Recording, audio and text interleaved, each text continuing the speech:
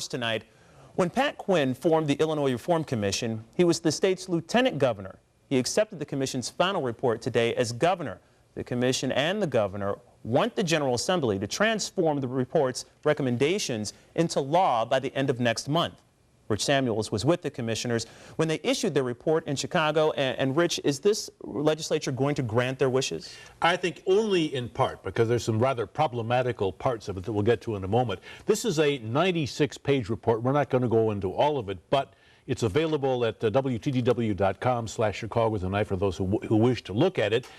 But the highly problematical issue is we are in a period right now when we have a $12 billion budget that the state is facing, the possibility of an income tax rise. So Pat Collins, who chaired this commission, was asked today, should this be our #1 priority at this point in time? And he said, yes, I would argue that integrity in government comes first.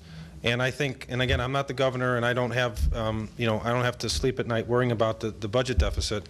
But I would say this. I think ethics should be the trump card in the legislature this session.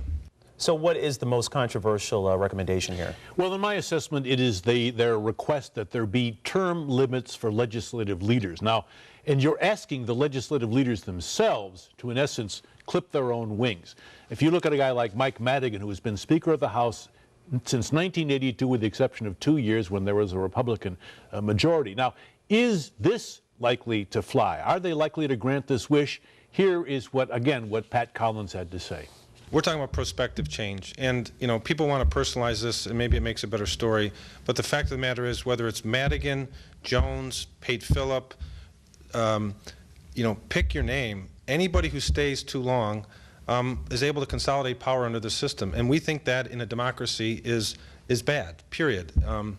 What about the governor? I mean, why true not too. impose term limits on the governor? And we thought and talked long and hard about term limits for governor, and I think the majority of our commissioners thought so. It wasn't unanimous, and I also think if you look historically, as we did, one of the problems is our governors don't even make it out of jail. To talk about term limits for governors, there's been one governor in the last 40, 50 years that served beyond 2 terms, and that's Governor Thompson.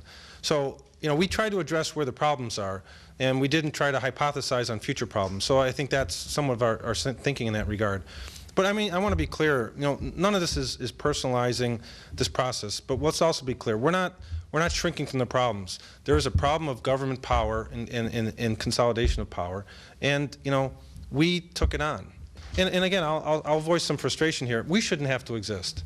Other states who have had scandals, let alone 1, not 2 like us, convened a special session, laws were passed. Louisiana, Governor Jindal convened a special session, said ethics reform. Now he jokes about us on 60 Minutes. I'm going to leave the corruption to Illinois. I mean, that's what's happened to us. We should not have to exist, but we are. We're proud to serve, and we've set our standard. And this is our last meeting, but every one of these folks is going to get a call around the end of May when our legislature needs a boost about where they're at. So how has Speaker Madigan reacted to the term limits? Well, a spokesman for Speaker Madigan told me this evening that term limits for elected leaders do not make sense. So that, not a very positive reaction to begin with. Right. So what did the governor have to say? Well, the governor was in Springfield today, and we're going to hear a little bit of what the governor had to say, but I should preface this by saying that conditions for the propagation of microwaves between Springfield and 5400 North St. Louis were not optimum today.